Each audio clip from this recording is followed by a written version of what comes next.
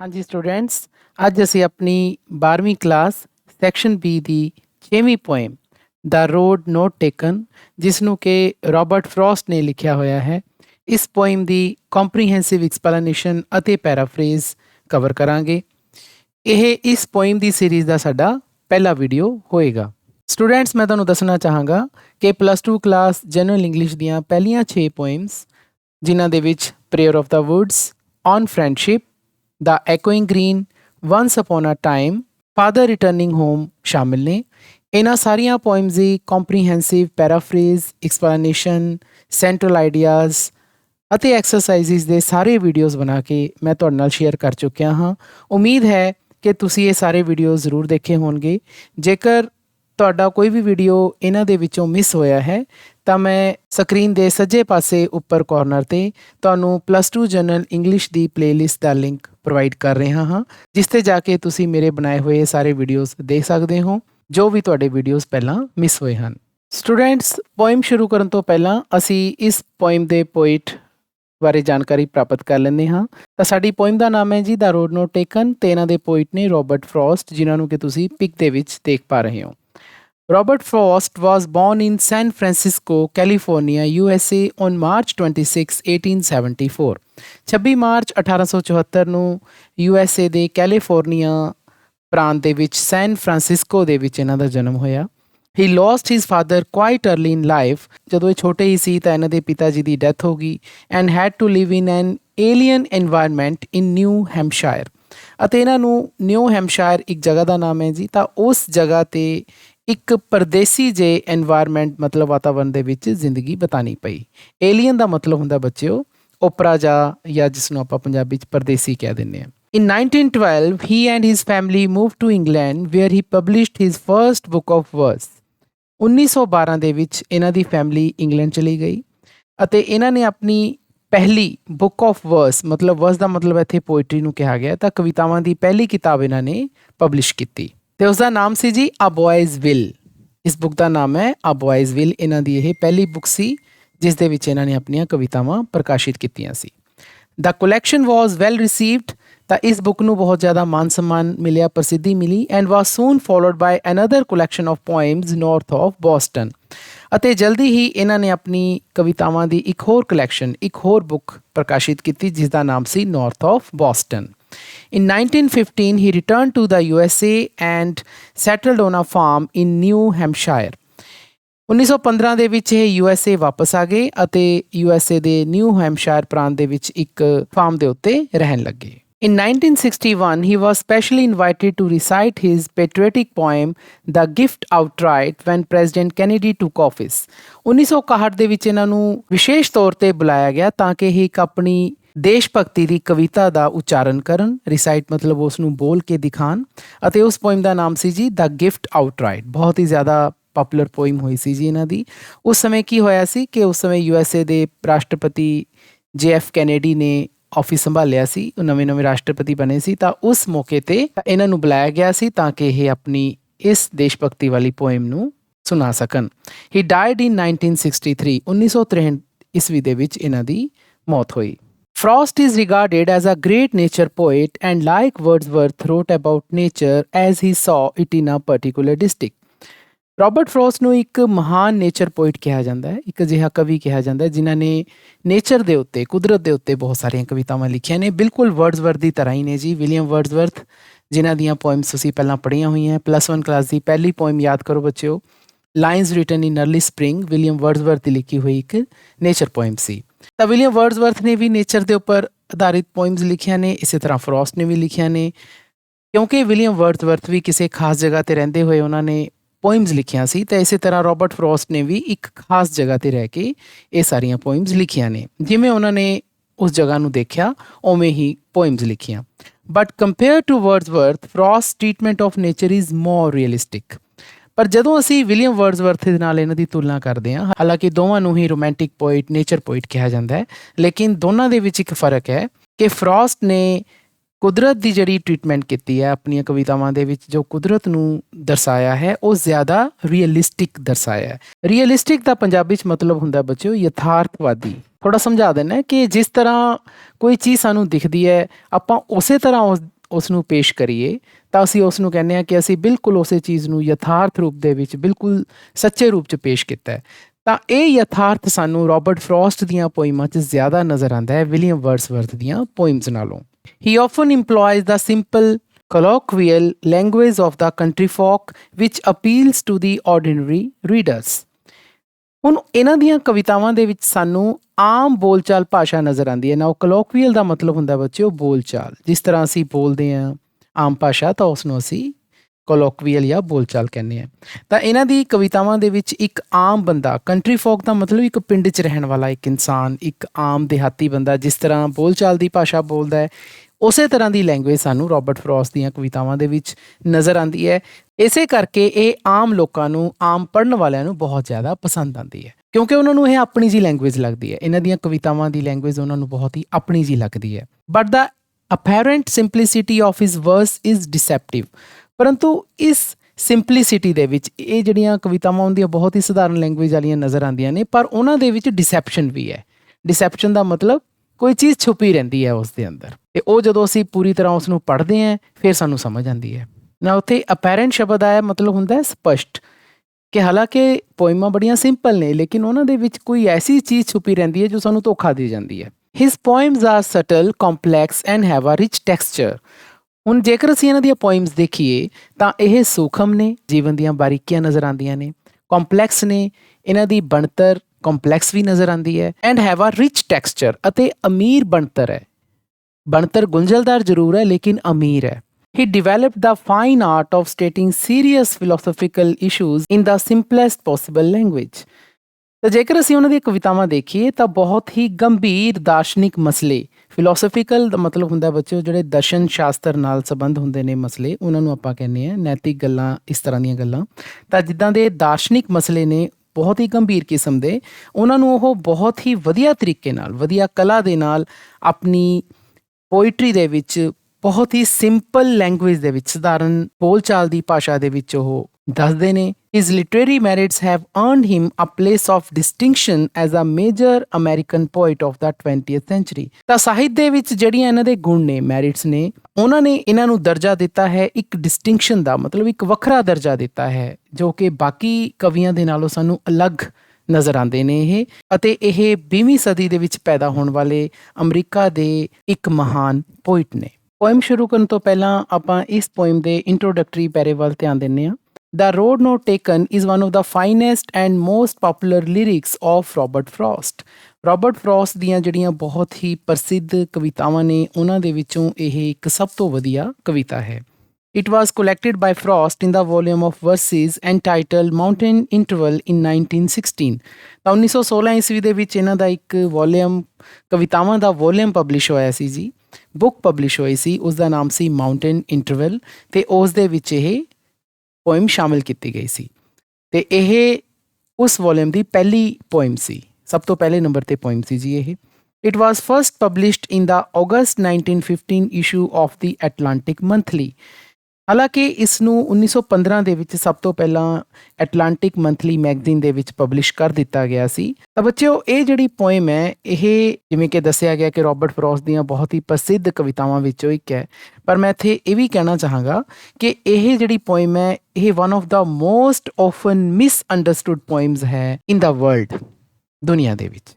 ਜੇਕਰ ਅਸੀਂ ਦੁਨੀਆ ਦੀਆਂ ਅਜਿਹੀਆਂ ਕਵਿਤਾਵਾਂ ਚੱਕ ਲਈਏ ਕਿ ਜਿਸ ਨੂੰ ਕਿ ਮਿਸਅੰਡਰਸਟੂਡ ਕੀਤਾ ਗਿਆ ਹੈ ਤਾਂ ਉਹਨਾਂ ਦੇ ਵਿੱਚੋਂ ਹੀ ਇੱਕ ਪੋਇਮ ਹੈ। ਇਹਦਾ ਆਨਸਰ ਜਦੋਂ ਆਪਾਂ ਪੋਇਮ ਬੱਚਿਓ ਪੜ੍ਹਾਂਗੇ ਸਾਨੂੰ ਫਿਰ ਪਤਾ ਲੱਗੇਗਾ। ਖੁਦ ਇੱਕ ਵਾਰੀ ਜਦੋਂ ਰੋਬਰਟ ਫਰੋਸਟ ਨੂੰ ਪੁੱਛਿਆ ਗਿਆ ਸੀ ਕਿ ਤੁਹਾਡੇ ਇਸ ਪੋਇਮ ਦੇ ਬਾਰੇ ਕੀ ਵਿਚਾਰ ਨੇ, ਤਾਂ ਰੋਬਰਟ ਫਰੋਸਟ ਨੇ ਇੱਕ ਇੰਟਰਵਿਊ ਦੇ ਵਿੱਚ ਕਿਹਾ ਸੀ ਕਿ ਇਹ ਮੇਰੀ one of the most tricky poems ਹੈ। ਟ੍ਰਿਕੀ ਪੋਇਮਸ ਕਿਹਾ ਗਿਆ ਉਸ ਨੂੰ। ਨਾਓ ਟ੍ਰਿਕੀ ਦਾ ਮਤਲਬ ਬੱਚੇ ਹੁੰਦਾ ਹੈ ਜਟਿਲ ਜਾਂ ਪੇਚੀਦਾ। ਇਹ ਪੋਇਮ ਦੇਖਣ 'ਚ ਬੜੀ ਹੀ ਸਿੰਪਲ ਲੱਗਦੀ ਹੈ, ਹਾਲਾਂਕਿ ਐਂ ਲੱਗਦਾ ਹੈ ਕਿ ਇੱਕ ਘਟਨਾ ਦਾ ਜ਼ਿਕਰ ਕੀਤਾ ਹੈ ਕਵੀ ਨੇ, ਲੇਕਿਨ ਜਦੋਂ ਆਪਾਂ ਬੱਚੇ ਉਸ ਨੂੰ ਸਮਝਣ ਦੀ ਕੋਸ਼ਿਸ਼ ਕਰਦੇ ਹਾਂ ਤਾਂ ਇਹ ਪੋਇਮ ਦੇ ਅਰਥ ਕਈ ਹੋ ਸਕਦੇ ਨੇ। ਜਿਵੇਂ ਆਪਾਂ ਕੋਈ ਮੂਵੀ ਦੇਖਦੇ ਹਾਂ ਬੱਚਿਓ, ਤਾਂ ਮੂਵੀ ਕਈ ਵਾਰੀ ਕਿਸੇ ਬਿਨਾਂ ਐਂਡ 'ਤੇ ਖਤਮ ਹੋ ਜਾਂਦੀ ਹੈ, ਅਤੇ ਫਿਰ ਉਹ ਮੂਵੀ ਸਾਡੇ ਲਈ ਕਈ ਆਪਸ਼ਨਸ ਛੱਡ ਦਿੰਦੀ ਆ। ਆਪਾਂ ਇਸ ਤਰ੍ਹਾਂ ਦੀ ਮੂਵੀ ਜਾਂ ਸਟੋਰੀ ਨੂੰ ਓਪਨ ਐਂਡਡ ਸਟੋਰੀ ਜਾਂ ਮੂਵੀ ਕਹਿੰਦੇ ਆ। ਇਹ ਪੋਇਮ ਬਿਲਕੁਲ ਉੱਦਾਂ ਦੀ ਹੈ। ਇਸ ਪੋਇਮ ਨੂੰ ਪੜ੍ਹ ਕੇ ਤੁਸੀਂ ਕਿਸੇ ਵੀ ਨਤੀਜੇ ਤੇ ਪੁੱਜ ਸਕਦੇ ਹੋ। ਆਪਣੇ ਵਿਵੇਕ ਨਾਲ ਤੁਸੀਂ ਕੁਝ ਵੀ ਸੋਚ ਸਕਦੇ ਹੋ। ਤੁਸੀਂ ਸਹੀ ਹੀ ਹੋਵੋਗੇ, ਗਲਤ ਕੋਈ ਵੀ ਨਹੀਂ ਹੋਊਗਾ। ਤਾਂ ਉਮੀਦ ਕਰਦਾ ਬੱਚਿਓ ਕਿ ਤੁਹਾਡੀ ਇਸ ਪੋਇਮ ਨੂੰ ਪੜ੍ਹਨ ਦੀ ਜਿਗਿਆਸਾ ਬਹੁਤ ਹੀ ਤੀਬਰ ਹੋ ਗਈ ਹੋਏਗੀ। ਤਾਂ ਆਪਾਂ ਸਮਾਂ ਨਾ ਲੈਂਦੇ ਹੋਏ ਇਸ ਪੋਇਮ ਵੱਲ ਰੁਖ ਕਰਦੇ ਹਾਂ। ਸਟੂਡੈਂਟਸ, ਮੈਂ +1 ਅਤੇ +2 ਕਲਾਸਿਸ ਦੇ ਜਨਰਲ ਇੰਗਲਿਸ਼ ਅਤੇ ਇਲੈਕਟਿਵ ਇੰਗਲਿਸ਼ ਦੇ ਬਹੁਤ ਸਾਰੇ ਵੀਡੀਓਜ਼ ਬਣਾਏ ਹੋਏ ਹਨ। ਇਹਨਾਂ ਵੀਡੀਓਜ਼ ਨੂੰ ਦੇਖਣ ਦੇ ਲਈ ਤੁਸੀਂ YouTube ਦੀ ਸਰਚ ਬਾਰ 'ਤੇ ਜਾ ਕੇ ਦੀਪਕ ਸੂਦ ਲਵ ਲਰਨਿੰਗ ਟੂ ਲੀਡ ਟਾਈਪ ਕਰੋ। ਰਿਜ਼ਲਟ ਵਿੱਚ ਆਈ ਪਹਿਲੀ ਸਾਈਟ 'ਤੇ ਦੀਪਕ ਸੂਦ 'ਤੇ ਜਾ ਕੇ ਕਲਿੱਕ ਕਰੋ। ਤਾਂ ਇਸ ਤਰ੍ਹਾਂ ਤੁਸੀਂ ਚੈਨਲ 'ਤੇ ਪਹੁੰਚ ਜਾਵੋਗੇ, ਜਿੱਥੇ ਤੁਸੀਂ ਵੀਡੀਓਜ਼ ਦਾ ਇੱਕ ਸੈਕਸ਼ਨ ਦੇਖੋਗੇ। ਵੀਡੀਓਜ਼ 'ਤੇ ਕਲਿੱਕ ਕਰੋ, ਤੁਹਾਨੂੰ ਮੇਰੀਆਂ ਬਣਾਈਆਂ ਹੋਈਆਂ ਸਾਰੀਆਂ ਵੀਡੀਓਜ਼ ਤੁਹਾਨੂੰ ਮਿਲ ਜਾਣਗੀਆਂ। ਇਸ ਦੇ ਵਿੱਚ +1 +2 ਦੀਆਂ ਸਾਰੀਆਂ ਕਲਾਸਿਸ ਦੀਆਂ ਜੋ ਮੈਂ ਵੀਡੀਓਜ਼ ਬਣਾਈਆਂ ਹਨ ਉਹ ਸ਼ਾਮਿਲ ਹਨ। ਪਲੇਲਿਸਟ ਵਾਲੇ ਸੈਕਸ਼ਨ 'ਤੇ ਜਾ ਕੇ ਤੁਸੀਂ ਸਾਰੀਆਂ ਪਲੇਲਿਸਟ ਪ੍ਰਾਪਤ ਕਰ ਪਾਓਗੇ, ਜਿਵੇਂ ਕਿ ਕਲਾਸ 12 ਦੀ ਪਲੇਲਿਸਟ ਚੌਥੇ ਨੰਬਰ 'ਤੇ ਹੈ। ਇਸ 'ਤੇ ਤੁਸੀਂ ਜਾ ਕੇ ਜਦੋਂ ਵਿਊ ਫੁੱਲ ਪਲੇਲਿਸਟ ਕਰੋਗੇ ਤਾਂ ਤੁਹਾਨੂੰ ਕਲਾਸ 12 ਦੀਆਂ ਸਾਰੀਆਂ ਵੀਡੀਓਜ਼ ਮਿਲ ਜਾਣਗੀਆਂ। ਇਸੇ ਤਰ੍ਹਾਂ ਤੁਸੀਂ ਬਾਕੀ ਕਲਾਸ 11 ਉਹਨਾਂ ਦੀ ਪਲੇਲਿਸਟ 'ਤੇ ਜਾ ਕੇ ਸਾਰੀਆਂ ਵੀਡੀਓਜ਼ ਪ੍ਰਾਪਤ ਕਰ ਸਕਦੇ ਹੋ। ਅਤੇ ਇਸੇ ਤਰ੍ਹਾਂ ਮੈਂ ਕਲਾਸ 11 ਅਤੇ ਕਲਾਸ 12 ਦੀਆਂ ਗ੍ਰਾਮਰ ਦੀਆਂ ਵੀਡੀਓ ਲਿਸਟ ਬਣਾਈ ਹੋਈ ਹੈ, ਤਾਂ ਉਹ ਸਾਰੀਆਂ ਵੀਡੀਓਜ਼ ਤੁਹਾਨੂੰ ਪ੍ਰਾਪਤ ਹੋ ਜਾਣਗੀਆਂ। ਅਤੇ ਇੱਕ ਪਲੇਲਿਸਟ ਇੰਗਲਿਸ਼ ਇਲੈਕਟਿਵ ਕਲਾਸ 11 ਦੀ ਵੀ ਹੈ, ਅਤੇ ਉਸ ਦੇ ਵਿੱਚ ਤੁਹਾਨੂੰ ਸਾਰੀਆਂ ਕਲਾਸ 11 ਦੀਆਂ ਪਲੇਲਿਸਟ ਪ੍ਰਾਪਤ ਹੋ ਜਾਣਗੀਆਂ। ਤਾਂ ਮੈਂ ਤੁਹਾਨੂੰ ਸਾਰਿਆਂ ਨੂੰ ਅਪੀਲ ਕਰਦਾ ਹਾਂ ਕਿ ਇੱਕ ਵਾਰ ਤੁਸੀਂ ਦੀਪਕ ਸੂਦ ਲਵ ਲਰਨਿੰਗ ਟੂ ਲੀਡ ਚੈਨਲ 'ਤੇ ਜ਼ਰੂਰ ਵਿਜ਼ਿਟ ਕਰੋ। ਸਟੂਡੈਂਟਸ, ਪੋਇਮ ਸ਼ੁਰੂ ਕਰਨ ਤੋਂ ਪਹਿਲਾਂ ਆਪਾਂ ਪੋਇਮ ਦੀ ਸਟਰਕਚਰ ਬਾਰੇ ਥੋੜ੍ਹੀ ਜਾਣਕਾਰੀ ਪ੍ਰਾਪਤ ਕਰ ਲੈਂਦੇ ਹਾਂ। ਇਹ ਪੋਇਮ ਇੱਕ ਨੈਰੇਟਿਵ ਪੋਇਮ ਹੈ ਅਤੇ ਇਹ ਫਸਟ ਪਰਸਨ ਨੈਰੇਟਿਵ ਦੀ ਸ਼ੇਪ ਦੇ ਵਿੱਚ ਲਿਖੀ ਗਈ ਹੈ। ਨਾ ਬੱਚਿਓ, ਨੈਰੇਟਿਵ ਦਾ ਮਤਲਬ ਹੁੰਦਾ ਹੈ ਕਿ ਇੱਕ ਅਜਿਹੀ ਚੀਜ਼ ਜਿਸ ਨੂੰ ਸਟੋਰੀ ਵਾਂਗੂ ਪੇਸ਼ ਕੀਤਾ ਗਿਆ ਹੋਵੇ। ਤਾਂ ਇਸ ਪੋਇਮ ਨੂੰ ਇੱਕ ਸਟੋਰੀ ਦੀ ਤਰ੍ਹਾਂ ਪੇਸ਼ ਕੀਤਾ ਗਿਆ ਹੈ, ਅਤੇ ਫਸਟ ਪਰਸਨ ਇਸ ਕਰਕੇ ਹੈ ਕਿਉਂਕਿ ਖੁਦ ਪੋਇਟ ਇਸ ਪੋਇਮ ਨੂੰ ਦੱਸ ਰਹੇ ਨੇ ਜਿਸ ਦੇ ਵਿੱਚ ਕੋਈ ਸਟੋਰੀ ਹੈ।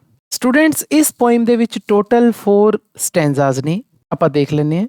ਦੇਖੋ, ਇੱਕ ਸਟੈਂਜ਼ਾ ਤਾਂ ਪਹਿਲਾਂ ਇਹ ਹੋਇਆ, ਇਹ ਸੈਕਿੰਡ ਸਟੈਂਜ਼ਾ, ਇਹ ਥਰਡ ਅਤੇ ਇਹ ਫੋਰਥ। ਤਾਂ ਟੋਟਲ 4 ਸਟੈਂਜ਼ਾਜ਼ ਹੋ ਗਏ।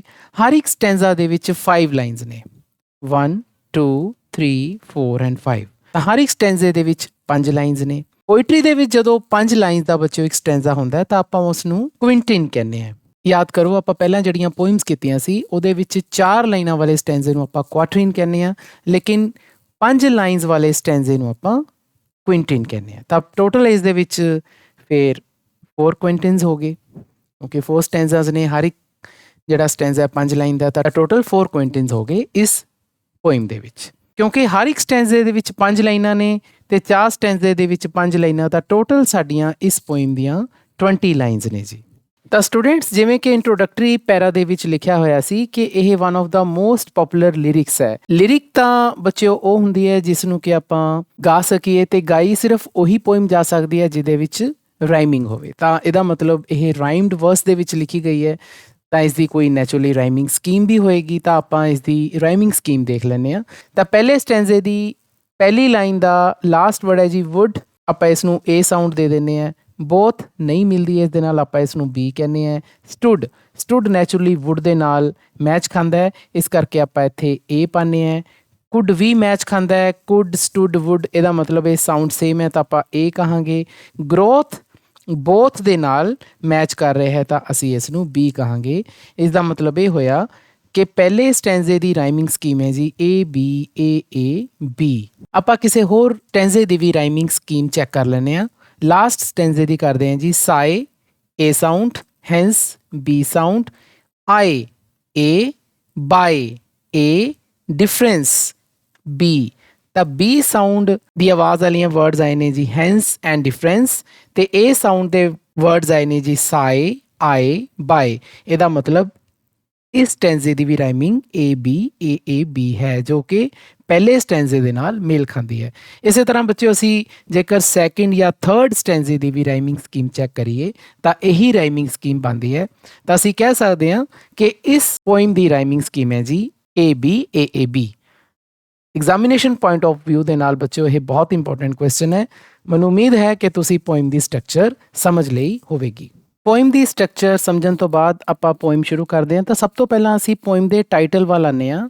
ਤਾਂ ਸਾਡੀ ਪੋਇਮ ਦਾ ਨਾਮ ਹੈ ਜੀ ਦਾ ਰੋਡ ਨੋਟ ਟੇਕਨ। ਬੱਚਿਓ, ਆਪਾਂ ਪਹਿਲਾਂ ਵੀ ਕਾਫੀ ਸਾਰੀਆਂ ਪੋਇਮਸ ਕੀਤੀਆਂ ਨੇ, ਤਾਂ ਆਪਾਂ ਉਸ ਦੇ ਵਿੱਚ ਕਾਫੀ ਸਾਰੇ ਪੋਇਟੀਕਲ ਡਿਵਾਈਸਿਸ ਪੜ੍ਹੇ ਨੇ, ਜਿਸ ਨੂੰ ਅਸੀਂ ਫਿਗਰ ਆਫ ਸਪੀਚ ਵੀ ਕਹਿੰਦੇ ਹਾਂ। ਤਾਂ ਉਹਦੇ ਵਿੱਚ ਅਸੀਂ ਇੱਕ ਚੀਜ਼ ਪੜ੍ਹੀ ਸੀ, ਮੈਟਾਫੋਰ। ਤਾਂ ਸਟੂਡੈਂਟਸ, ਤੁਹਾਨੂੰ ਯਾਦ ਹੋਣਾ ਕਿ ਮੈਟਾਫੋਰ ਕੀ ਹੁੰਦੇ ਹੈ।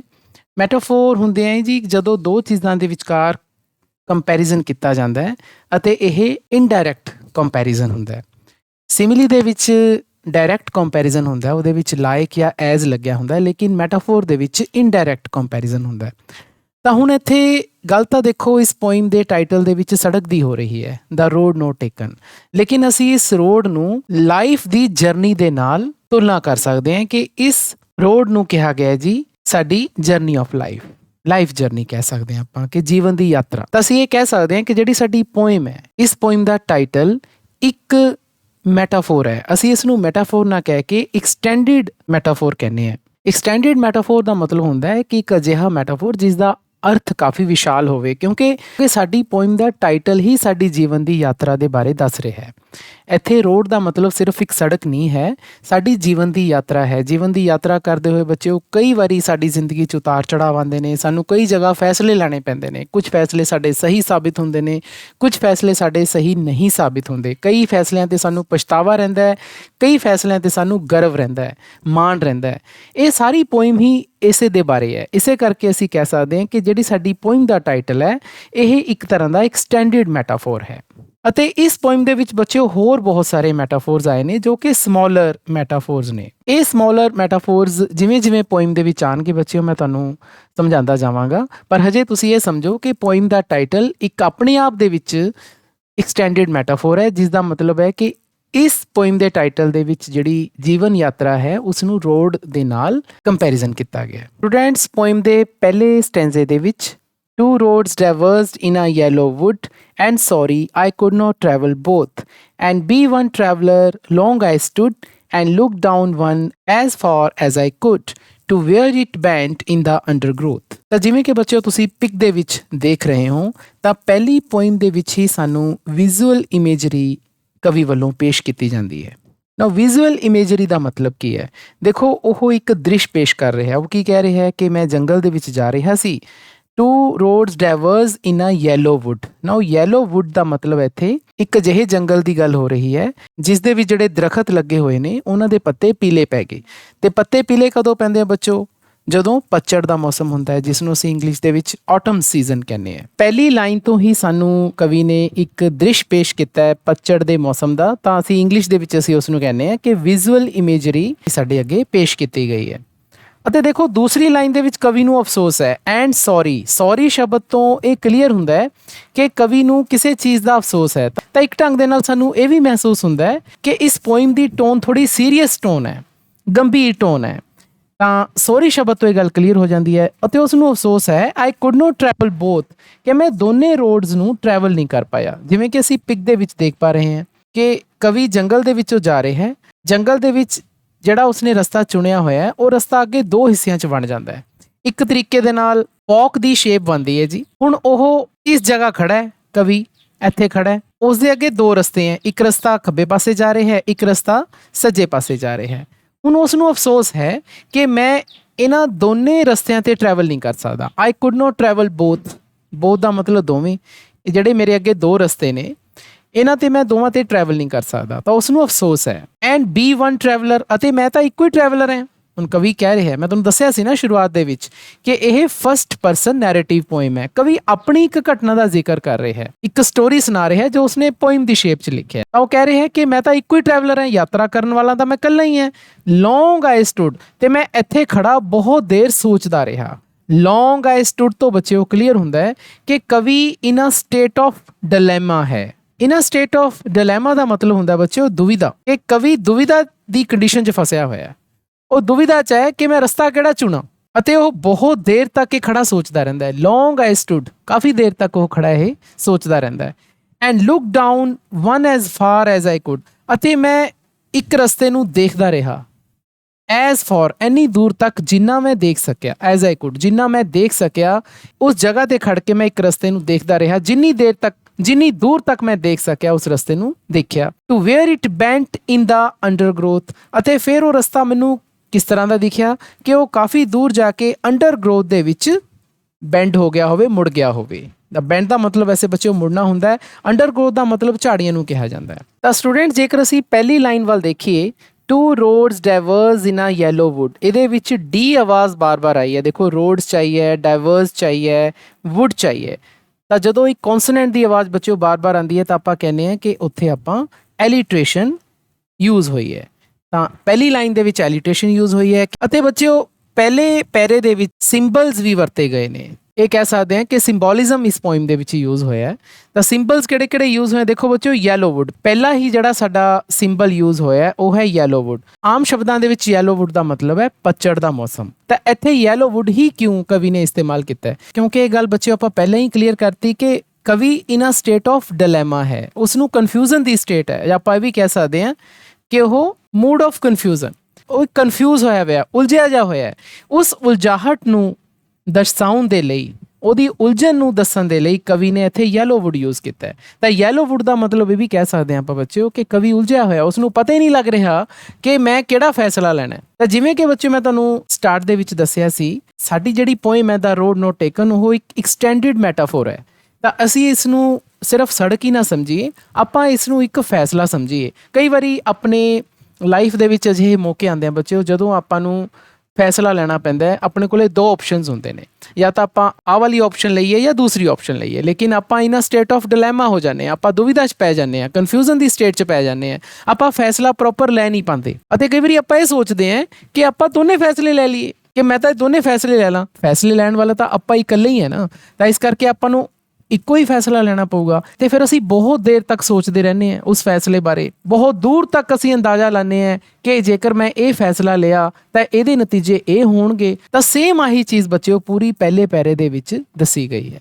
ਤਾਂ ਕਵੀ ਨੇ ਆਪਣੀ ਕਨਫਿਊਜ਼ਨ ਦੀ ਸਟੇਟ ਦਾ ਜ਼ਿਕਰ ਕੀਤਾ ਹੈ। ਉਹ ਇੱਕ ਦੁਵਿਧਾ 'ਚ ਫਸਿਆ ਹੋਇਆ ਹੈ, ਉਹ ਇੱਕ ਜਗ੍ਹਾ ਤੇ ਖੜ ਕੇ ਫੈਸਲਾ ਲੈਣਾ ਚਾਹੁੰਦਾ ਹੈ, ਲੇਕਿਨ ਉਹ ਫੈਸਲਾ ਨਹੀਂ ਲੈ ਪਾ ਰਿਹਾ। ਸੌਰੀ ਸ਼ਬਦ ਤੋਂ ਹੀ ਸਾਨੂੰ ਪਤਾ ਲੱਗਦਾ ਹੈ ਕਿ ਕਵੀ ਦੁਵਿਧਾ ਦਾ ਸ਼ਿਕਾਰ ਹੈ। ਇਸ ਸਟੈਂਜ਼ੇ ਦੇ ਵਿੱਚ ਅੰਡਰ ਗਰੋਥ ਸ਼ਬਦ ਆਇਆ ਹੈ। ਅੰਡਰ ਗਰੋਥ ਦਾ ਮਤਲਬ ਮੈਂ ਤੁਹਾਨੂੰ ਵੈਸੇ ਆਮ ਸ਼ਬਦਾਂ 'ਚ ਦੱਸਿਆ ਕਿ ਝਾੜੀਆਂ ਨੂੰ ਕਿਹਾ ਗਿਆ, ਕਿ ਉਸ ਨੂੰ ਝਾੜੀਆਂ 'ਚ ਜਾਂਦਾ ਰਸਤਾ ਨਹੀਂ ਦਿਖਦਾ। ਲੇਕਿਨ ਇੱਥੇ ਤਾਂ ਗੱਲ ਲਾਈਫ ਦੀ ਹੋ ਰਹੀ ਹੈ, ਲਾਈਫ ਦੇ ਫੈਸਲੇ ਦੀ ਹੋ ਰਹੀ ਹੈ। ਹੁਣ ਕਵੀ ਸੋਚ ਰਿਹਾ ਹੈ ਕਿ ਮੈਨੇ ਇਹ ਫੈਸਲਾ ਲੈਣਾ, ਲੇਕਿਨ ਉਸ ਫੈਸਲੇ ਦੇ ਨਤੀਜੇ ਉਹ ਨਹੀਂ ਦੇਖ ਪਾ ਰਿਹਾ। ਉਹਨੂੰ ਨਹੀਂ ਪਤਾ ਲੱਗ ਰਿਹਾ ਕਿ ਜੇ ਮੈਂ ਇਹ ਫੈਸਲਾ ਲਵਾਂਗਾ ਤਾਂ ਇਹਦਾ ਨਤੀਜਾ ਕੀ ਹੋਊਗਾ। ਤਾਂ ਇੱਥੇ ਅੰਡਰ ਗਰੋਥ ਦਾ ਮਤਲਬ ਹੈ ਅਨਡਿਸਕਵਰਡ ਰੀਜਨਸ ਆਫ ਦਾ ਫਿਊਚਰ। ਤਾਂ ਫਿਊਚਰ ਦਾ ਅਜਿਹਾ ਖੇਤਰ ਜਿਹਦੇ ਬਾਰੇ ਕਿ ਸਾਨੂੰ ਨਹੀਂ ਪਤਾ। ਤਾਂ ਇੱਥੇ ਅੰਡਰ ਗਰੋਥ ਇੱਕ ਤਰ੍ਹਾਂ ਨਾਲ ਸਿੰਬਲ ਦੇ ਤੌਰ ਤੇ ਯੂਜ਼ ਹੋਇਆ। ਤਾਂ ਸਟੂਡੈਂਟਸ ਮੈਂ ਇੱਥੇ ਇਹ ਵੀ ਗੱਲ ਦੱਸਾਂਗਾ ਕਿ ਇਸ ਪੋਇਮ ਦੇ ਜਿਹੜੇ 4 ਪੈਰੇ ਨੇ ਨਾ, ਉਹ ਸਾਡੇ ਜ਼ਿੰਦਗੀ ਦੇ ਅਲੱਗ-ਅਲੱਗ ਪੜਾਵਾਂ ਨੂੰ ਵੀ ਦੱਸਦੇ ਨੇ। ਉਹਨਾਂ ਪੜਾਵਾਂ ਨੂੰ ਦੱਸਦੇ ਨੇ ਜਿਹੜੇ ਪੜਾਅ ਕਿਸੇ ਫੈਸਲਾ ਲੈਣ ਵੇਲੇ ਆਉਂਦੇ ਨੇ। ਕੋਈ ਵੀ ਜਦੋਂ ਅਸੀਂ ਬੱਚਿਓ ਫੈਸਲਾ ਲੈਂਦੇ ਹਾਂ ਤਾਂ ਉਹਦੇ 4 ਪੜਾਅ ਹੁੰਦੇ ਨੇ। ਪਹਿਲੇ ਪੜਾਅ ਦੇ ਵਿੱਚ ਅਸੀਂ ਜਦੋਂ ਕੋਈ ਫੈਸਲਾ ਲੈਣਾ ਹੁੰਦਾ ਤਾਂ ਸਾਡੇ ਕੋਲੇ ਡਿਫਰੈਂਟ ਆਪਸ਼ਨਸ ਹੁੰਦੀਆਂ ਨੇ। ਤਾਂ ਆਪਾਂ ਉਹਦੇ ਵਿੱਚੋਂ ਕੋਈ ਆਪਸ਼ਨ ਸਿਲੈਕਟ ਕਰਦੇ ਹਾਂ ਨਾ, ਤਾਂ ਆਪਾਂ ਉਹਨਾਂ ਆਪਸ਼ਨਸ ਨੂੰ ਧਿਆਨ ਨਾਲ ਦੇਖਦੇ ਹਾਂ, ਜਿਸ ਨੂੰ ਆਪਾਂ ਕਹਿੰਦੇ ਹਾਂ ਕਿ ਵੇਇੰਗ ਦਾ ਡਿਫਰੈਂਟ ਆਪਸ਼ਨਸ। ਤਾਂ ਅਸੀਂ ਇਹ ਕਹਿ ਸਕਦੇ ਹਾਂ ਕਿ ਜਿਹੜਾ ਪਹਿਲਾ ਪੈਰਾ ਵੇਇੰਗ ਦਾ ਡਿਫਰੈਂਟ ਆਪਸ਼ਨਸ ਨਾਲ ਸੰਬੰਧਿਤ ਹੈ। ਸਾਡੇ ਕੋਲੇ 2 ਆਪਸ਼ਨਸ ਨੇ, ਤਾਂ ਅਸੀਂ ਉਹਨਾਂ ਦੋਨਾਂ ਆਪਸ਼ਨਸ ਨੂੰ ਘੋਖਣ ਦੀ ਕੋਸ਼ਿਸ਼ ਕਰ ਰਹੇ ਹਾਂ ਵੀ ਆਪਾਂ ਕਿਹੜੀ ਆਪਸ਼ਨ ਚੁਣੀਏ। Second stanza, then took the other as just as fair and having perhaps the better claim because it was grassy and wanted wear, though as for that the passing there had warned them really about the same। ਹੁਣ ਕਵੀ ਕਾਫੀ ਦੇਰ ਉਸ ਜਗ੍ਹਾ ਤੇ ਉਸ point ਤੇ ਖੜਾ ਸੋਚਦਾ ਰਹਿੰਦਾ ਹੈ ਕਿ ਮੈਂ ਕਿਹੜੀ ਰੋਡ ਚੁਣਾ, ਅਤੇ ਫਿਰ ਉਹ ਰੋਡ ਚੁਣ ਲੈਂਦਾ ਹੈ। then took the other, ਦੂਸਰੀ ਰੋਡ ਚੁਣ ਲੈਂਦਾ ਹੈ। as just as fair, ਕਿਉਂਕਿ ਉਸ ਨੂੰ ਉਹ ਬਿਲਕੁਲ ਵਧੀਆ ਲੱਗਦੀ ਆ। and having perhaps the better claim, ਅਤੇ ਇਹ ਮੇਰਾ ਡਿਸੀਜ਼ਨ ਜ਼ਿੰਦਗੀ 'ਚ ਵਧੀਆ ਵੀ ਰਹੇਗਾ। ਬਟ ਇੱਥੇ ਦੇਖੋ ਸੈਕਿੰਡ ਲਾਈਨ ਦੇ ਵਿੱਚ ਉਸਨੇ perhaps ਪਾਤਾ। perhaps ਦਾ ਮਤਲਬ ਬੱਚੇ ਹੁੰਦਾ ਹੈ ਸ਼ਾਇਦ। ਯਾਦ ਕਰੋ ਪਹਿਲੇ ਸਟੈਂਜ਼ੇ ਦੇ ਵਿੱਚ ਉਸਨੇ ਸੌਰੀ ਕਿਹਾ ਸੀ, ਦੂਸਰੇ ਦੇ ਵਿੱਚ ਉਹ perhaps ਕਹਿ ਰਿਹਾ ਹੈ। ਸੌਰੀ, perhaps, ਇਹਨਾਂ ਸ਼ਬਦਾਂ ਦੇ ਨਾਲ ਸਾਨੂੰ ਕੀ ਪਤਾ ਲੱਗਦਾ ਹੈ ਕਿ ਕਵੀ ਕਨਫਿਊਜ਼ਨ ਦੀ ਹਾਲਤ ਦੇ ਵਿੱਚ ਹੈ। ਉਹ ਡਿਸਾਈਡ ਕਰਨ ਦੀ ਹਾਲਤ ਦੇ ਵਿੱਚ ਨਹੀਂ ਹੈ। ਉਸ ਨੂੰ ਨਹੀਂ ਪਤਾ ਲੱਗ ਰਿਹਾ ਕਿ ਮੈਨੇ ਜਿਹੜਾ ਫੈਸਲਾ ਲੈਣਾ ਹੈ ਉਹ ਆਉਣ ਵਾਲੇ ਸਮੇਂ ਦੇ ਵਿੱਚ ਸਹੀ ਸਾਬਿਤ ਹੋਏਗਾ ਜਾਂ ਗਲਤ ਸਾਬਿਤ ਹੋਏਗਾ। ਕਵੀ ਇਨ ਅ ਸਟੇਟ ਆਫ ਡਿਲੇਮਾ ਹੈ, ਜਾਂ ਜਿਵੇਂ ਅਸੀਂ ਪਹਿਲਾਂ ਕਿਹਾ ਸੀ ਕਿ ਉਹ ਕਨਫਿਊਜ਼ਨ ਦਾ ਸ਼ਿਕਾਰ ਹੈ, ਉਸ ਨੂੰ ਪਤਾ ਨਹੀਂ ਲੱਗ ਰਿਹਾ। ਪਹਿਲੇ ਸਟੈਂਜ਼ੇ ਦੇ ਵਿੱਚ ਸੌਰੀ ਸ਼ਬਦ ਤੋਂ ਕਲੀਅਰ ਹੁੰਦਾ ਹੈ ਤੇ ਦੂਸਰੇ ਸਟੈਂਜ਼ੇ ਦੇ ਵਿੱਚ ਪਰਹੈਪਸ ਸ਼ਬਦ ਤੋਂ ਇਹ ਚੀਜ਼ ਕਲੀਅਰ ਹੋ ਜਾਂਦੀ ਹੈ। ਹੁਣ ਉਹ ਇਸ ਰੋਡ ਦੇ ਉੱਤੇ ਜਾਣ ਦਾ ਫੈਸਲਾ ਕਿਉਂ ਲੈਂਦਾ ਹੈ? ਕਿਉਂਕਿ because it was grassy and wanted wear, ਕਿਉਂਕਿ ਇਹ ਮੈਨੂੰ ਗ੍ਰਾਸੀ ਲੱਗ ਰਹੀ ਸੀ। ਗ੍ਰਾਸੀ ਦਾ ਮਤਲਬ ਕਿ ਉਸ 'ਤੇ ਗ੍ਰਾਸ ਲੱਗੀ ਹੋਈ ਸੀ, ਘਾਹ ਲੱਗੀ ਹੋਈ ਸੀ, ਅਤੇ ਐਂ ਲੱਗਦਾ ਸੀ ਵਾਂਟਡ ਵੀਅਰ, ਅਤੇ ਐਂ ਲੱਗ ਰਿਹਾ ਸੀ ਜਿਵੇਂ ਕਿ ਮੈਨੂੰ ਬੁਲਾ ਰਹੀ ਸੀ ਕਿ ਤੂੰ ਇਸ ਰੋਡ ਦੇ ਉੱਪਰ ਆ। ਹੁਣ ਇੱਥੋਂ ਵੀ ਇਸ ਲਾਈਨ ਤੋਂ ਵੀ ਬੱਚਿਓ ਸਾਨੂੰ ਪਤਾ ਲੱਗਦਾ ਹੈ ਕਿ ਕਵੀ ਦਾ ਆਪਣਾ ਫੈਸਲਾ ਘੱਟ ਹੈ, ਸਗੋਂ ਉਸ ਨੂੰ ਦੂਜੀ ਆਪਸ਼ਨ ਜੋ ਉਸਨੇ ਚੁਣੀ ਹੈ ਉਹ ਉਸ ਨੂੰ ਆਕਰਸ਼ਿਤ ਕਰ ਰਹੀ ਹੈ ਆਪਣੇ ਵੱਲ। ਵਾਂਟਡ ਵੀਅਰ ਦਾ ਮਤਲਬ ਇੱਥੇ ਹੈ ਕਿ ਉਸ ਨੂੰ ਉਹ ਅਟਰੈਕਟ ਕਰ ਰਹੀ ਹੈ। ਵੈਸੇ ਵਾਂਟਡ ਵੀਅਰ ਦਾ ਮਤਲਬ ਜੇ ਅਸੀਂ ਕਹੀਏ ਤਾਂ ਜਿਹੜੀ ਚੀਜ਼ ਵੀਅਰ ਐਂਡ ਟੀਅਰ ਹੁੰਦੀ ਹੈ, ਤਾਂ ਜਿਹੜੀ ਚੀਜ਼ ਸਮੇਂ ਦੇ ਨਾਲ ਨਾਲ ਯੂਜ਼ ਹੁੰਦੀ ਜਾਂਦੀ ਹੈ ਅਸੀਂ ਉਸ ਨੂੰ ਵਾਂਟਡ ਟੀਅਰ ਕਹਿੰਦੇ ਹਾਂ। ਦੋ as for that the passing there, ਹਾਲਾਂਕਿ ਜਦੋਂ ਮੈਂ ਉਸ ਰੋਡ ਤੇ ਜਦੋਂ ਜਾ ਰਿਹਾ ਸੀ, ਦੇਅਰ ਦਾ ਮਤਲਬ ਉਸੇ ਰੋਡ ਤੇ ਜਿਸ ਰੋਡ ਨੂੰ ਉਸਨੇ ਚੁਣਿਆ, ਤਾਂ ਉਸ ਰੋਡ ਦੇ ਉੱਪਰ ਪਾਸ ਕਰਦੇ ਹੋਏ ਮੈਨੂੰ ਐਂ ਲੱਗਿਆ head won them really about the same, ਕਿ ਇਹ ਜਿਹੜੀਆਂ ਦੋਵੇਂ ਰੋਡਸ ਨੇ ਇਹ ਇੱਕੋ ਤਰ੍ਹਾਂ ਦੀਆਂ ਹੀ ਨੇ, ਮਤਲਬ ਕਿ ਦੋਵੇਂ ਰੋਡਸ ਲੋਕਾਂ ਦੁਆਰਾ ਯੂਜ਼ ਹੋਈਆਂ ਨੇ ਤੇ ਇੱਕੋ ਤਰੀਕੇ ਦੇ ਨਾਲ ਇਹ ਵੌਨ ਹੋ ਗਈਆਂ। ਵੀਅਰ ਜਿਹੜੀ ਵਰਬ ਪਹਿਲਾਂ ਆਈ ਸੀ ਤਾਂ ਉਸ ਦੀ ਹੀ ਥਰਡ ਫਾਰਮ ਹੁੰਦੀ ਹੈ ਵੌਨ, ਵੀਅਰ ਵੋਰ ਵੌਨ। ਇੱਥੇ ਹੁਣ ਇਸ ਪੰਜਵੀਂ ਲਾਈਨ 'ਚ ਕਵੀ ਇਹ ਕਹਿਣਾ ਚਾਹ ਰਿਹਾ ਹੈ ਕਿ ਉਸ ਰੋਡ ਤੇ ਆ ਕੇ ਪਤਾ ਚੱਲਿਆ ਕਿ ਦੋਵੇਂ ਰੋਡਸ ਇੱਕੋ ਵਰਗੀਆਂ ਹੀ ਸੀਗੀਆਂ। ਹਾਂ, ਮੈਨੂੰ ਜਿਹੜੀ ਮੈਂ ਰੋਡ ਜਿਹੜੀ ਚੁਣੀ ਸੀ ਲੱਗ ਰਿਹਾ ਸੀ ਕਿ ਇਸ ਤੇ ਲੋਕੀ ਘੱਟ ਆਏ ਨੇ ਕਿਉਂਕਿ ਗ੍ਰਾਸੀ ਲੱਗੀ ਸੀ, ਪਰ ਉਸ ਰੋਡ ਤੇ ਚੱਲ ਕੇ ਪਤਾ ਚੱਲਿਆ ਕਿ ਦੋਵਾਂ ਰੋਡਸ ਦੇ ਉੱਪਰ ਕੋਈ ਫਰਕ ਨਹੀਂ ਸੀ। ਤਾਂ ਇੱਥੇ ਬੱਚਿਓ ਪਹਿਲੀ ਲਾਈਨ ਦੇ ਵਿੱਚ ਜੇ ਅਸੀਂ ਧਿਆਨ ਨਾਲ ਦੇਖੀਏ ਤਾਂ ਇੱਥੇ ਫੇਰ ਐਲੀਟਰੇਸ਼ਨ ਯੂਜ਼ ਹੋਈ ਹੈ। ਇੱਥੇ ਹੁਣ ਐਲੀਟਰੇਸ਼ਨ ਕਿਵੇਂ ਯੂਜ਼ ਹੋਈ ਹੈ ਬੱਚਿਓ? ਦ ਦੀ ਆਵਾਜ਼ ਦੇਖੋ ਬਾਰ-ਬਾਰ ਆ ਰਹੀ ਹੈ, ਦੈਨ, ਅਦਰ, ਦਾ, ਟੀ ਕਰੈਕਟਰ ਦੀ ਆਵਾਜ਼ ਜਿਹੜੀ ਦ ਦੇ ਵਿੱਚ ਸਾਨੂੰ ਸੁਣ ਰਹੀ ਹੈ ਉਹ ਬਾਰ-ਬਾਰ ਆ ਰਹੀ ਹੈ, ਤਾਂ ਅਸੀਂ ਕਹਿ ਸਕਦੇ ਹਾਂ ਕਿ ਇੱਥੇ ਐਲੀਟਰੇਸ਼ਨ ਯੂਜ਼ ਹੋਈ ਹੈ। ਸੇਮ ਇਸੇ ਤਰ੍ਹਾਂ ਬੱਚਿਓ ਇਸੇ ਲਾਈਨ ਦੇ ਵਿੱਚ ਐਲੀਟਰੇਸ਼ਨ ਦੇ ਨਾਲ ਨਾਲ ਸਿਮਲੀ ਯੂਜ਼ ਹੋਈ ਹੈ, ਐਜ਼ ਜਸਟ ਐਜ਼ ਫੇਅਰ, ਕਿ ਮੈਨੂੰ ਰੋਡ ਬਹੁਤ ਹੀ ਵਧੀਆ ਲੱਗੀ, ਇੱਕ ਜ਼ਿੰਦਗੀ 'ਚ ਵਧੀਆ ਡਿਸੀਜ਼ਨ ਲੈ ਰਹੇ ਹੈ, ਬਿਲਕੁਲ ਸਹੀ ਨਜ਼ਰ ਆਈ। ਤਾਂ ਇੱਥੇ ਐਜ਼ ਲਗਾ ਕੇ ਰੋਡ ਨੂੰ ਆਪਣੀ ਜ਼ਿੰਦਗੀ ਦੇ ਫੈਸਲੇ ਦੇ ਨਾਲ ਉਹ ਕੰਪੈਰੀਜ਼ਨ ਕਰ ਰਿਹਾ ਹੈ, ਤਾਂ ਅਸੀਂ ਕਹਿ ਸਕਦੇ ਹਾਂ ਕਿ ਇੱਥੇ ਸਿਮਲੀ ਯੂਜ਼ ਹੋਈ ਹੈ। ਤੇ ਬੱਚਿਓ ਜਿਹੜੇ ਵਾਂਟਡ ਵੀਅਰ ਵਰਡਸ ਨੇ ਅਸੀਂ ਇੱਥੇ ਕਹਿ ਸਕਦੇ ਹਾਂ ਕਿ ਇੱਥੇ ਪਰਸੋਨੀਫਿਕੇਸ਼ਨ ਯੂਜ਼ ਹੋਇਆ ਹੈ। ਤਾਂ ਪਰਸੋਨੀਫਿਕੇਸ਼ਨ ਬੱਚਿਓ ਤੁਹਾਨੂੰ ਯਾਦ ਹੋਣਾ ਕੁਝ ਅਣਮਨੁੱਖੀ ਚੀਜ਼ਾਂ ਦੇ ਲਈ ਹਿਊਮਨ ਫੀਲਿੰਗਸ ਯੂਜ਼ ਹੋ ਜਾਂਦੀਆਂ ਨੇ, ਤਾਂ ਅਸੀਂ ਉੱਥੇ ਕਹਿੰਦੇ ਹਾਂ ਕਿ ਪਰਸੋਨੀਫਿਕੇਸ਼ਨ ਯੂਜ਼ ਹੋਈ ਹੈ। ਤਾਂ ਵਾਂਟਡ ਵੀਅਰ ਦਾ ਮਤਲਬ ਤਾਂ ਇੱਥੇ ਬੱਚਿਓ ਜਿਵੇਂ ਸਾਡੀ ਇੱਕ ਹਿਊਮਨ ਬੋਡੀ ਹੁੰਦੀ ਹੈ, ਜਿਵੇਂ ਜਿਵੇਂ ਅਸੀਂ ਆਪਣੀ ਬੋਡੀ ਨੂੰ ਯੂਜ਼ ਕਰਦੇ ਹਾਂ ਉਸਦੀ ਵੀਅਰ ਐਂਡ ਟੀਅਰ ਹੋਈ ਜਾਂਦੀ ਹੈ। ਬੁਢਾਪੇ ਵੱਲ ਜਾਂਦੇ ਹਾਂ ਤਾਂ ਸਾਡੇ 'ਚ ਉਹ ਸਮਰੱਥਾ ਉਹ ਸ਼ਕਤੀ ਨਹੀਂ ਰਹਿੰਦੀ, ਤਾਂ ਵੀਅਰ ਐਂਡ ਟੀਅਰ ਤਾਂ ਮਨੁੱਖੀ ਬੋਡੀ ਦੀ ਹੁੰਦੀ ਹੈ। ਲੇਕਿਨ ਇੱਥੇ road the wear and tier ਕਹੀ ਗਈ ਹੈ, ਤਾਂ road the wear and tier ਨੂੰ ਮਨੁੱਖੀ body the wear and tier ਦੇ ਨਾਲ ਦਰਸਾਇਆ ਗਿਆ, ਤਾਂ ਉਸ ਦੇ ਲਈ ਹਿਊਮਨ ਫੀਲਿੰਗਸ ਜਾਂ ਹਿਊਮਨ ਐਟਰੀਬਿਊਟਸ ਯੂਜ਼ ਕੀਤੇ ਗਏ ਨੇ, ਇਸ ਕਰਕੇ ਅਸੀਂ ਕਹਿ ਸਕਦੇ ਹਾਂ ਕਿ ਇੱਥੇ ਪਰਸੋਨੀਫਿਕੇਸ਼ਨ ਯੂਜ਼ ਹੋਈ ਹੈ।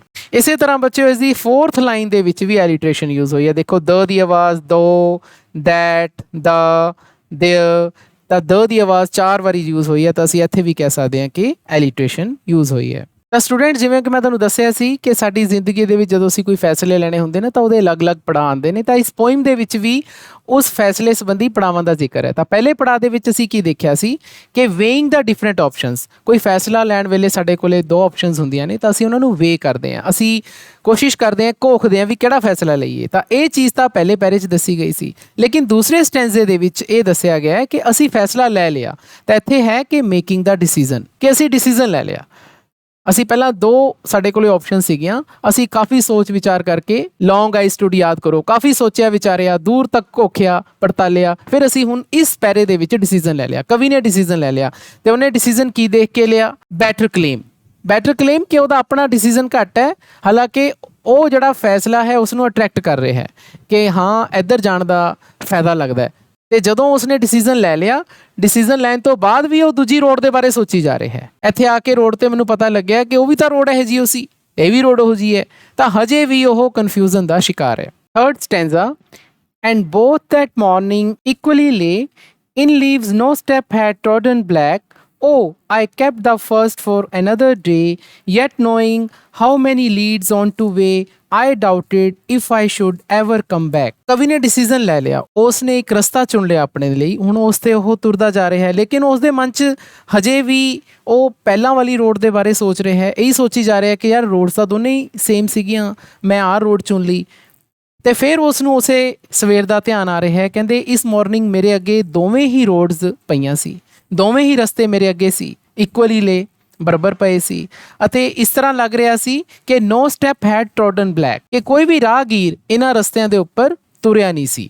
ਹੈਡ ਟ੍ਰੋਡਨ ਬਲੈਕ, ਨਾਓ ਟ੍ਰੋਡਨ ਬਲੈਕ ਦਾ ਮਤਲਬ ਇੱਥੇ ਪੱਤਿਆਂ ਤੋਂ ਹੈ। ਸਪੋਜ਼ ਕਰੋ ਰੋਡ ਦੇ ਉੱਪਰ ਬੱਚਿਓ ਪੱਤੇ ਪਏ ਹੋਣ ਤੇ ਜੇਕਰ ਉਹਨਾਂ ਦੇ ਉੱਪਰ ਰਾਹਗੀਰ ਤੁਰਨਗੇ ਤਾਂ ਉਹ ਪੱਤੇ ਫਿਰ ਉਹਨਾਂ ਦੇ ਤੁਰਨ ਨਾਲ ਖਰਾਬ ਤਾਂ ਹੋਣਗੇ ਹੀ, ਤਾਂ ਇੱਥੇ ਟ੍ਰੋਡਨ ਬਲੈਕ ਕਿਹਾ ਗਿਆ। ਇਹਨਾਂ ਦੋਨਾਂ ਲਾਈਨਾਂ ਦਾ ਮਤਲਬ ਇਹ ਹੋਇਆ, ਹੁਣ ਕਵੀ ਨੂੰ ਇਹ ਲੱਗ ਰਿਹਾ ਹੈ ਕਿ ਜਿਹੜੀਆਂ ਮੇਰੇ ਅੱਗੇ ਦੋਵੇਂ ਰੋਡਸ ਸੀਗੀਆਂ ਉਹਨਾਂ ਰੋਡਸ ਦੇ ਉੱਪਰ ਬਹੁਤ ਹੀ ਘੱਟ ਰਾਹਗੀਰ ਚੱਲੇ ਸੀ ਤੇ ਮੈਂ ਆਹ ਵਾਲੀ ਰੋਡ ਚੁਣ ਲਈ। ਚਲੋ ਫਿਰ ਉਹ ਕੀ ਕਹਿੰਦਾ, ਉਹ I kept the first for another day. ਦੇਖੋ ਹੁਣ ਉਹ ਕਹਿ ਰਿਹਾ ਉਹ ਇੱਕ ਤਰ੍ਹਾਂ ਦਾ ਸਾਡਾ ਇੰਟਰਜੈਕਸ਼ਨ ਵਰਡ ਹੈ ਤੇ ਲਾਈਨ ਦੇ ਬਿਲਕੁਲ ਐਂਡ ਦੇ ਵਿੱਚ ਸਾਈਨ ਆਫ ਐਕਸਕਲੇਮੇਸ਼ਨ ਹੈ। ਹਜੇ ਵੀ ਉਹ ਉਸ ਰੋਡ ਨੂੰ ਨਹੀਂ ਭੁੱਲਿਆ ਜਿਸ ਰੋਡ ਤੇ ਉਹ ਨਹੀਂ ਚੱਲਿਆ। ਹੁਣ ਉਹ ਕੀ ਕਹਿ ਰਿਹਾ ਹੈ ਕਿ ਮੈਂ ਉਸ ਰੋਡ ਨੂੰ ਕਿਸੇ ਹੋਰ ਦਿਨ ਦੇ ਲਈ ਛੱਡ ਦੇਣਾ, ਕਿ ਮੈਂ ਕਦੇ ਫੇਰ ਆਉਂਗਾ ਤੇ ਫੇਰ ਇਹ ਰਾਹ ਚੁਣੂੰਗਾ। ਹਾਲਾਂਕਿ ਕਵੀ ਨੂੰ ਇਹ ਵੀ ਪਤਾ ਹੈ, yet knowing how way leads on two way, ਹਾਲਾਂਕਿ ਮੈਨੂੰ ਇਹ ਪਤਾ ਹੈ ਕਿ ਜਿਹੜਾ ਰਸਤਾ ਮੈਂ ਚੁਣਿਆ ਉਹ ਮੈਨੂੰ ਕਿਸ ਤਰ੍ਹਾਂ ਦੇ ਹੋਰ ਰਸਤਿਆਂ ਤੇ ਲੈ ਕੇ ਜਾਊਗਾ। ਇਹ ਬਿਲਕੁਲ ਬੱਚੇ ਉਸੇ ਤਰ੍ਹਾਂ ਹੁੰਦਾ, ਸਪੋਜ਼ ਕਰੋ ਆਪਾਂ ਕਿਸੇ ਪਿੰਡ ਦੀ ਲਿੰਕ ਰੋਡ ਤੇ ਪੈ ਜਾਈਏ, ਆਪਾਂ ਨੂੰ ਰਸਤੇ ਦਾ ਪਤਾ ਨਾ ਹੋਵੇ ਤਾਂ ਪਿੰਡ ਦੀਆਂ ਜਿਹੜੀਆਂ ਲਿੰਕਸ ਰੋਡ ਹੁੰਦੀਆਂ ਨੇ, ਜੇਕਰ ਆਪਾਂ ਇੱਕ ਗਲਤ ਮੋੜ ਵੀ ਮੁੜ ਜਾਈਏ ਤਾਂ ਆਪਾਂ ਕਿਹੜੇ ਤੋਂ ਕਿਹੜੇ ਪਿੰਡ ਪਹੁੰਚ ਜਾਂਦੇ ਹਾਂ, ਉਸ ਸਥਾਨ ਤੇ ਆਉਣਾ ਹੀ ਬਹੁਤ ਮੁਸ਼ਕਲ ਹੋ ਜਾਂਦਾ ਹੈ ਜਿਸ ਤੋਂ ਆਪਾਂ ਨੇ ਗਲਤ ਰਾਹ ਉਸ ਲਿੰਕ ਰੋਡ ਦਾ ਚੁਣਿਆ ਸੀ। ਉਹ ਇਹੀ ਕਹਿ ਰਿਹਾ ਕਿ ਮੈਨੂੰ ਨਹੀਂ ਪਤਾ ਕਿ ਜਿਹੜਾ ਮੈਨੇ ਹੁਣ ਰਸਤਾ ਚੁਣਿਆ ਉਹ ਮੈਨੂੰ ਹੋਰ ਕਿਹੜੇ ਰਸਤਿਆਂ ਤੇ ਲੈ ਕੇ ਜਾਊਗਾ। How way leads on two way, ਕਿਹੜੇ ਹੋਰ ਤਰ੍ਹਾਂ ਦੇ ਰਸਤਿਆਂ ਤੇ ਮੈਨੂੰ ਲੀਡ ਕਰੂਗਾ, ਲੈ ਕੇ ਜਾਊਗਾ। ਆਈ ਡਾਊਟਡ, ਤੇ ਮੈਨੂੰ ਸ਼ੱਕ ਹੈ, if I should ever come back, ਕਿ ਮੈਂ ਵਾਪਸ ਉਸ ਟੀ ਪੁਆਇੰਟ ਤੇ ਆ ਪਾਊਂਗਾ, ਆਹ ਵਾਲੇ ਪੁਆਇੰਟ ਤੇ ਦੁਬਾਰਾ ਆ ਪਾਊਂਗਾ ਮੈਂ ਜਿੱਥੋਂ ਮੈਂ ਚੱਲਿਆ ਸੀ, ਕਿਉਂਕਿ ਹੁਣ ਮੈਨੇ ਰਸਤਾ ਆ ਚੁਣ ਲਿਆ ਪਰ ਪਤਾ ਨਹੀਂ ਇਹ ਰੋਡ ਮੈਨੂੰ ਕਿਹੜੇ ਕਿਹੜੇ ਰਸਤਿਆਂ ਤੇ ਲੈ ਕੇ ਜਾਊਗੀ ਤੇ ਪਤਾ ਨਹੀਂ ਮੈਂ ਵਾਪਸ ਇਸ ਟੀ ਪੁਆਇੰਟ ਤੇ ਆ ਪਾਊਂਗਾ। ਇੱਥੇ ਕਵੀ ਆਪਣੇ ਡਿਸੀਜ਼ਨ ਦੇ ਪ੍ਰਤੀ ਹਜੇ ਵੀ ਡਾਊਟ ਕਰ ਰਿਹਾ। ਦੇਖੋ ਸ਼ਬਦ ਆਇਆ ਡਾਊਟ, ਯਾਦ ਕਰੋ ਪਹਿਲੇ ਪੈਰੇ ਦੇ ਵਿੱਚ ਆਇਆ ਸੀ ਸੌਰੀ, ਦੂਸਰੇ ਪੈਰੇ ਦੇ ਵਿੱਚ ਆਇਆ ਸੀ ਪਰਹੈਪਸ ਤੇ ਤੀਜੇ ਦੇ ਵਿੱਚ ਆਇਆ ਡਾਊਟ। ਡਾਊਟ ਦਾ ਮਤਲਬ ਉਸ ਨੂੰ ਹਜੇ ਵੀ ਆਪਣੇ ਡਿਸੀਜ਼ਨ ਦੇ ਉੱਪਰ ਸ਼ੱਕ ਹੈ ਕਿ ਪਤਾ ਨਹੀਂ ਮੈਂ ਜਿਹੜਾ ਇਹ ਰਸਤਾ ਚੁਣਿਆ ਮੈਨੂੰ ਕਿਹੜੇ ਕਿਹੜੇ ਰਸਤਿਆਂ ਤੇ ਲੈ ਕੇ ਜਾਊਗਾ, ਖਬਰੇ ਮੈਨੇ ਰਸਤਾ ਇਹ ਗਲਤੀ ਨਾ ਚੁਣ ਲਿਆ ਹੋਵੇ। ਤੇ ਜਿਹੜੀ ਤੀਸਰੀ ਲਾਈਨ ਹੈ ਉਹਦੇ ਵਿੱਚੋਂ ਸਾਈਨ ਆਫ ਐਕਸਕਲੇਮੇਸ਼ਨ ਤੇ ਉਹ ਵਾਲੇ ਸ਼ਬਦ ਯੂਜ਼ ਕਰ ਰਿਹਾ ਹੈ। ਆਪਾਂ ਉਹ ਜਾਂ ਐਦਾਂ ਦੇ ਸ਼ਬਦ ਯੂਜ਼ ਕਦੋਂ ਕਰਦੇ ਹਾਂ, ਜਦੋਂ ਆਪਣੇ ਮਨ 'ਚ ਡਾਊਟ ਹੁੰਦਾ ਹੈ ਨਾ। ਤਾਂ ਇਸ ਸਟੈਂਜ਼ੇ ਦੇ ਵਿੱਚ ਵੀ ਬੱਚੇ ਸਾਨੂੰ ਇਹ ਪਤਾ ਲੱਗ ਰਿਹਾ ਹੈ ਕਿ ਕਵੀ ਨੇ ਜਿਹੜਾ ਆਪਣਾ ਡਿਸੀਜ਼ਨ ਲਿਆ ਉਸ ਨੂੰ ਹਜੇ ਵੀ ਡਾਊਟ ਹੈ ਆਪਣੇ ਡਿਸੀਜ਼ਨ ਤੇ ਕਿ ਮੈਨੇ ਪਤਾ ਨਹੀਂ ਜਿਹੜਾ ਰਸਤਾ ਚੁਣਿਆ ਇਹ ਸਹੀ ਚੁਣਿਆ ਕਿ ਗਲਤ ਚੁਣਿਆ। ਸ਼ਾਇਦ ਜਿਹੜਾ ਮੈਂ ਰਸਤਾ ਛੱਡਤਾ ਉਹ ਰਸਤਾ ਜ਼ਿਆਦਾ ਵਧੀਆ ਸੀ, ਪਤਾ ਨਹੀਂ ਇਹ ਰਸਤਾ ਵਧੀਆ, ਤਾਂ ਡਾਊਟ ਹੈ ਉਸ ਨੂੰ ਆਪਣੇ ਡਿਸੀਜ਼ਨ ਤੇ। ਤਾਂ ਸਟੂਡੈਂਟ ਜਿਵੇਂ ਮੈਂ ਤੁਹਾਨੂੰ ਦੱਸਿਆ ਸੀ ਕਿ ਇਸ ਪੋਇਮ ਦਾ ਹਰ ਇੱਕ ਸਟੈਂਜ਼ਾ ਸਾਡੇ ਡਿਸੀਜ਼ਨਸ ਨੂੰ ਲੈਣ ਵਾਲੇ ਪੜਾਵਾਂ ਦੇ ਨਾਲ ਸੰਬੰਧ ਰੱਖਦਾ ਹੈ। ਤਾਂ ਪਹਿਲੇ ਸਟੈਂਜ਼ੇ ਦੇ ਵਿੱਚ ਅਸੀਂ ਦੇਖਿਆ ਸੀ ਵੇਇੰਗ ਦਾ ਡਿਫਰੈਂਟ ਆਪਸ਼ਨਸ, ਉਹਦੇ ਕੋਲੇ ਦੋ ਆਪਸ਼ਨ ਹੈ, ਉਹਨਾਂ ਨੂੰ ਉਹ ਘੋਖ ਰਿਹਾ ਹੈ। ਦੂਸਰੇ ਦੇ ਵਿੱਚ ਅਸੀਂ ਦੇਖਿਆ ਮੇਕਿੰਗ ਦਾ ਡਿਸੀਜ਼ਨ, ਉਹਨਾਂ ਨੇ ਉਹਨਾਂ ਦੋਨੇ ਆਪਸ਼ਨਸ ਦੇ ਵਿੱਚੋਂ ਇੱਕ ਡਿਸੀਜ਼ਨ ਲੈ ਲਿਆ, ਇੱਕ ਆਪਸ਼ਨ ਸਿਲੈਕਟ ਕਰ ਲਈ। ਲੇਕਿਨ ਤੀਸਰੇ ਦੇ ਵਿੱਚ ਉਹ ਕੀ ਕਰ ਰਿਹਾ ਹੈ, ਰੀਅਲਾਈਜ਼ਿੰਗ ਦਾ ਡਿਸੀਜ਼ਨ, ਹੁਣ ਉਹ ਆਪਣੇ ਡਿਸੀਜ਼ਨ ਦੇ ਪ੍ਰਤੀ ਰਿਅਲਾਈਜ਼ ਕਰ ਰਿਹਾ ਹੈ ਕਿ ਕੀ ਮੇਰਾ ਡਿਸੀਜ਼ਨ ਸਹੀ ਹੈ ਜਾਂ ਗਲਤ ਹੈ। ਉਹ ਹਜੇ ਵੀ ਦੁਵਿਧਾ 'ਚ ਫਸਿਆ ਹੋਇਆ, ਹਜੇ ਵੀ ਡਾਊਟ ਕਰ ਰਿਹਾ। ਉਹਨੂੰ ਇਹ ਨਹੀਂ ਪਤਾ ਕਿ ਜਿਹੜਾ ਮੈਂ ਇਹ ਫੈਸਲਾ ਲਿਆ ਮੈਨੂੰ ਪਤਾ ਨਹੀਂ ਕਿਹੜੇ ਕਿਹੜੇ ਹੋਰ ਪਾਸੇ ਲੈ ਕੇ ਜਾਊਗਾ, ਪਤਾ ਨਹੀਂ ਮੇਰਾ ਕੀ ਬਣੂਗਾ, ਕਾਸ਼ ਉਹ ਮੈਨੂੰ ਦੂਜਾ ਰਸਤਾ ਦੁਬਾਰ ਤੋਂ ਦਿਖ ਜੇ ਤਾਂ ਮੈਂ ਉਸ ਰਸਤੇ ਤੇ ਚੱਲਾਂ। ਹਜੇ ਵੀ ਉਹ ਡਾਊਟ 'ਚ ਹੈ।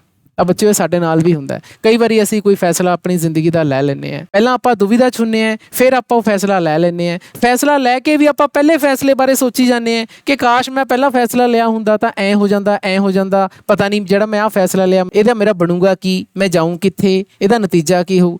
ਤਾਂ ਪੂਰੀ ਪੋਇਮ ਬੱਚਿਓ ਸਾਡੀ ਜ਼ਿੰਦਗੀ ਦੇ ਨਾਲ ਸੰਬੰਧਿਤ ਪੋਇਮ ਹੈ, ਸਾਡੀ ਜ਼ਿੰਦਗੀ 'ਚ ਲੈਣ ਵਾਲੇ ਫੈਸਲਿਆਂ ਦੇ ਨਾਲ ਸੰਬੰਧਿਤ ਪੋਇਮ ਹੈ। Last stanza, I shall be telling this with a sigh, somewhere ages and ages hence, two roads diverged in a wood, and I took the one less travelled by, and that has made all the difference.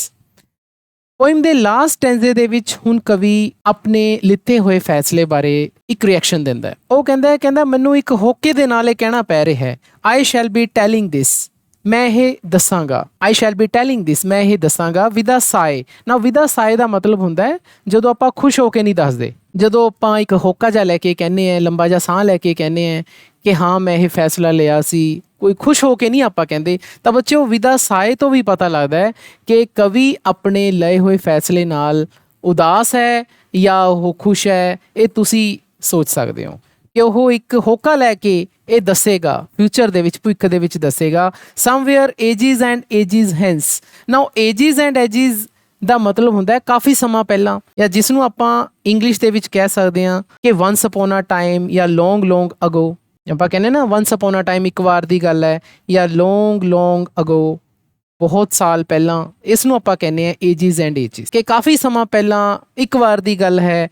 To roads diverge in a wood, ਇਹ ਜੰਗਲ ਵਿੱਚ ਜਾਂਦੇ ਹੋਏ ਮੈਨੂੰ ਦੋ ਰਸਤੇ ਮਿਲੇ ਅਤੇ ਆਈ ਟੁਕ ਦਾ ਵਨ ਲੈਸ ਟਰੈਵਲਡ ਬਾਏ, ਅਤੇ ਮੈਂ ਉਹ ਰਸਤਾ ਲਿਆ ਜਿਹੜਾ ਰਸਤਾ ਲੋਕੀ ਘੱਟ ਟਰੈਵਲ ਕਰਦੇ ਸੀ। ਲੈਸ ਟਰੈਵਲਡ ਬਾਏ ਦਾ ਮਤਲਬ ਜਿਸ ਰਸਤੇ ਤੇ ਲੋਕੀ ਘੱਟ ਤੁਰਦੇ ਸੀ, ਮੈਂ ਉਹ ਵਾਲਾ ਰਸਤਾ ਲਿਆ। And that has made all the difference, ਅਤੇ ਇਸੇ ਰਸਤੇ ਨੇ ਮੇਰੀ ਜ਼ਿੰਦਗੀ ਦੇ ਵਿੱਚ ਫਰਕ ਪਾਤਾ। ਮੇਡ ਆਲ ਦਾ ਡਿਫਰੈਂਸ ਦਾ ਮਤਲਬ ਮੇਰੀ ਜ਼ਿੰਦਗੀ ਬਦਲਤੀ। ਤਾਂ ਬੱਚਿਓ ਜਿਹੜੇ ਇੱਥੇ ਇੱਕ ਵਰਡ ਆਇਆ ਏਜਿਸ ਐਂਡ ਏਜਿਸ, ਦੋ ਵਾਰੀ ਕਵੀ ਨੇ ਯੂਜ਼ ਕਰਿਆ ਹੈ। ਏਜਿਸ ਐਂਡ ਏਜਿਸ ਇੱਥੇ ਇੱਕ ਤਰ੍ਹਾਂ ਦਾ ਸਿੰਬਲ ਹੈ। ਕਾਹਦਾ ਸਿੰਬਲ ਹੈ ਜੀ? ਕੰਟੀਨਿਊਟੀ ਆਫ ਲਾਈਫਸ ਜਰਨੀ, ਇਹ ਜ਼ਿੰਦਗੀ ਦੀ ਯਾਤਰਾ ਤਾਂ ਚੱਲਦੀ ਰਹਿੰਦੀ ਹੈ, ਏਜਿਸ ਐਂਡ ਏਜਿਸ। ਅਤੇ ਫਿਰ ਦੇਖੋ ਟੂ ਰੋਡਸ ਡਾਈਵਰਜ, ਉਹੀ ਫੌਕ ਹੁੰਦਾ ਜਿਵੇਂ, ਜਾਂ ਇੱਕ ਵਾਈ ਸ਼ੇਪ ਬਣਦੀ ਹੈ। ਤਾਂ ਇਹ ਜਿਹੜੀ ਵਾਈ ਸ਼ੇਪ ਹੈ ਇੱਕ ਤਰ੍ਹਾਂ ਦਾ ਇਹ ਮੈਟਾਫੋਰ ਹੈ ਜੀ, ਕਿ ਸਾਡੀ ਜ਼ਿੰਦਗੀ ਦੇ ਵਿੱਚ ਕਈ ਵਾਰੀ ਇਹ ਸਿਚੁਏਸ਼ਨਸ ਆਉਂਦੀਆਂ ਨੇ ਜਿੱਥੇ ਅਸੀਂ ਦੁਵਿਧਾ ਦਾ ਸ਼ਿਕਾਰ ਹੋ ਜਾਂਦੇ ਹਾਂ। ਟੂ ਰੋਡਸ ਡਾਈਵਰਜ, ਕਿ ਦੋ ਰਸਤੇ ਸਾਨੂੰ ਦਿਖਦੇ ਨੇ ਕਿ ਅਸੀਂ ਕਿਹੜਾ ਰਸਤਾ ਲਈਏ, ਕਿ ਕਿਹੜੀ ਆਪਸ਼ਨ ਲਈਏ, ਕਿਹੜਾ ਡਿਸੀਜ਼ਨ ਲਈਏ। ਪਰ ਇੱਥੇ ਕਵੀ ਨੇ ਕਿਹੜਾ ਡਿਸੀਜ਼ਨ ਲਿਆ? ਜਿਸ ਰਸਤੇ ਲੋਕੀ ਘੱਟ ਤੁਰਦੇ ਸੀ ਜਾਂ ਜਿੱਧਰ ਲੋਕੀ ਘੱਟ ਜਾਂਦੇ ਸੀ। ਆਮ ਤੌਰ ਤੇ ਜੇ ਆਪਾਂ 100 ਬੰਦਿਆਂ ਦੀ ਗੱਲ ਕਰੀ, 100 ਬੰਦਿਆਂ ਦੇ ਵਿੱਚੋਂ ਜ਼ਿਆਦਾਤਰ ਲੋਕ ਜਿਹੜਾ ਡਿਸੀਜ਼ਨ ਲੈਂਦੇ, ਉਸ ਤੋਂ ਉਲਟ ਰਸਤਾ, ਉਸ ਤੋਂ ਉਲਟ ਫੈਸਲਾ ਕਵੀ ਨੇ ਲਿਆ, ਅਤੇ ਇਸੇ ਚੀਜ਼ ਨੇ ਸਾਰਾ ਫਰਕ ਪਾਤਾ ਉਸ ਦੀ ਲਾਈਫ ਨੂੰ, ਸਾਰੀ ਜ਼ਿੰਦਗੀ ਦੇ ਵਿੱਚ ਫਰਕ ਪਾਤਾ। ਹੁਣ ਸਟੂਡੈਂਟਸ, ਜਿਵੇਂ ਮੈਂ ਤੁਹਾਨੂੰ ਪਹਿਲਾਂ ਵੀ ਦੱਸਿਆ ਸੀ ਕਿ ਇਸ ਪੋਇਮ ਦਾ ਹਰ ਇੱਕ ਸਟੈਂਜ਼ਾ ਸਾਡੇ ਡਿਸੀਜ਼ਨ ਮੇਕਿੰਗ ਦੇ ਪੜਾਅ ਨੂੰ ਦੱਸਦਾ ਹੈ। ਇੱਕ ਵਾਰੀ ਫਿਰ ਆਪਾਂ ਦੇਖਦੇ ਹਾਂ ਜੀ। ਪਹਿਲੇ ਪੈਰੇ ਦੇ ਵਿੱਚ ਵੇਇੰਗ ਦਾ ਡਿਫਰੈਂਟ ਆਪਸ਼ਨਸ, ਉਹਦੇ ਕੋਲੇ ਦੋ ਰਸਤੇ ਸੀਗੇ, ਉਸ ਨੂੰ ਉਹਨੇ ਚੰਗੀ ਤਰ੍ਹਾਂ ਘੋਖਿਆ। ਦੂਸਰੇ ਪੈਰੇ ਦੇ ਵਿੱਚ ਉਸਨੇ ਡਿਸੀਜ਼ਨ ਲੈ ਲਿਆ।